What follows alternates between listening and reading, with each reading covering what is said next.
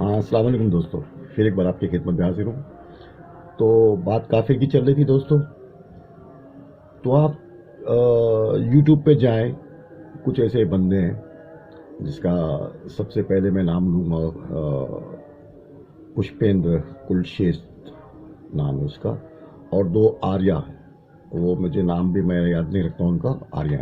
تو وہ لوگ ایک ایک چیز نکال کے پتہ نہیں. اب وہ کعبے میں شیولنگ بتاتے ہیں, کعبے میں وہ بتاتے ہیں, کعبے میں وہ ہمارا مندر تھا, وہ تھا, اور وہ وہاں سے وہاں تک جوڑتے ہیں. یہ کافر ہے ہم لوگ. اور یہ پہلے مندروں تھی ہماری, مندر تھا, ایسا تھا ویسا تھا, وہ لوگ بتاتے ہیں کافر ہے.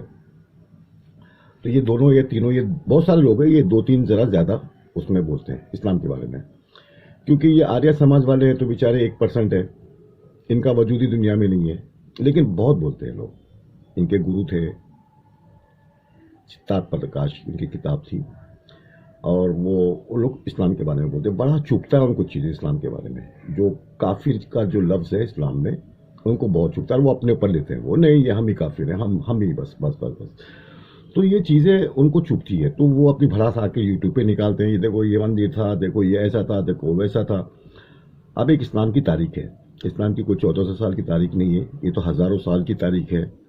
اسلام کوئی نیا مذہب نہیں ہے. یہ ہزاروں سال کا مذہب ہے. دین ملت ابراہیمی ہے جو 6000 سے بھی زیادہ سال سے چلی آ رہی ہے. کعبے میں ہم لوگ حج کرتے ہیں. جو حج کے ارکان ادا کرتے ہیں وہ ہمارے آج کے نہیں ہیں, وہ ہزاروں سال پہلے کے. ہزاروں سال پہلے کے. 6000 سال ہو گئے بھائی صاحب. آپ گنتی کرتے ہو کہ آپ بتا دو کہ عیسیٰ علیہ السلام سے 2000 یا 2500 سال پہلے سے ہمارا آریہ مذہب ہے. تو ہم تو یہ بولیں گے کہ بھائی ہم تو 6000 سال ان سے بھی, تمہارے سے بھی ہم لوگ 2000 سال پہلے سے ہم لوگ یہ کرتے آ رہے ہیں. ملت ابراہیمی, دین قیم. وہ حج کے ارکان تو وہی تھے. اسماعیل علیہ السلام کی ذبح کی بات ہے, وہ ہے, وہ سب تو ہم لوگ کرتے ہیں. صفا مروہ پہ اسماعیل علیہ السلام کے لیے پانی کے لیے جو دوڑ لگاتی تھی ان کی ماں, آج ان کی ہم لوگ سنت ادا کرتے ہیں, دوڑ لگاتے ہیں ویسی. یہ چیز ہے. تو آپ لوگوں کو لگتا ہے کہ یہ اسلام کے بارے میں ہم لوگ بولو گے تو یہ ہم لوگ بہت لوگوں کو اسلام سے آنے سے روکیں گے, کہ اسلام کی ہم لوگ برائی بتاتے رہیں گے اور لوگوں کو اسلام سے ہم لوگ دور رکھیں گے. آپ لوگوں کو ایسا لگتا ہے.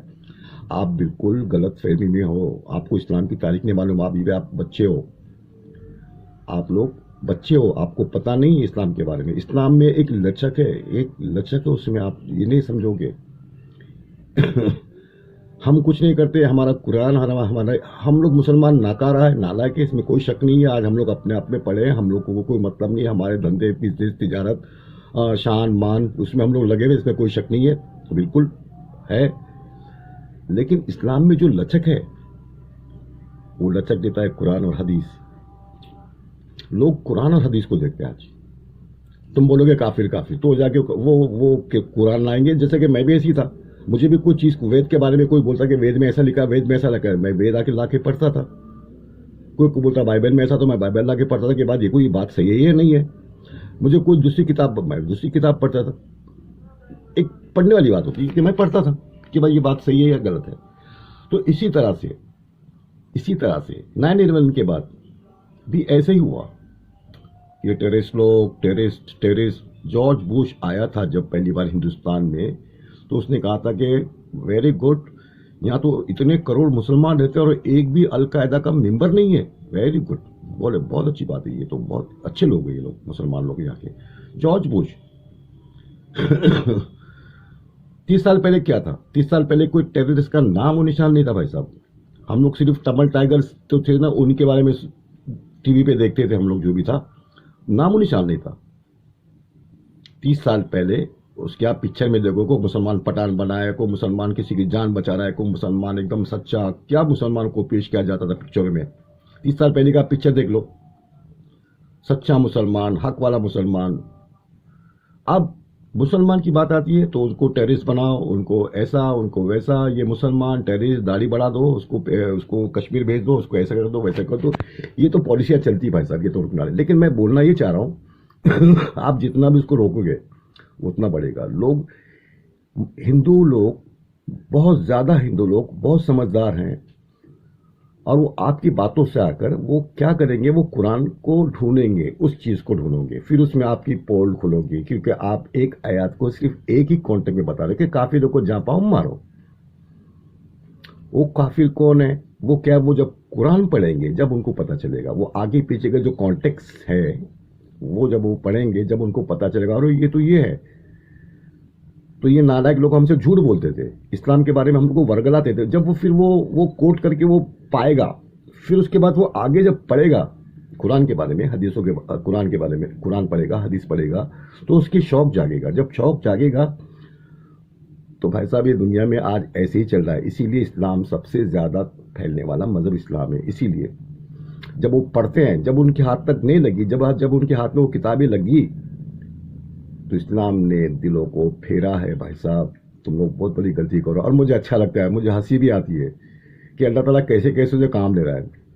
تم اتنی نفرت پالو گے, 10 چلو ٹھیک ہے, 10 لوگوں کے دل میں نفرت تم ڈالتے ہو, تم کو پتہ نہیں لاکھوں انسان پھر جائیں گے, یہ آپ کو پتہ نہیں ہے.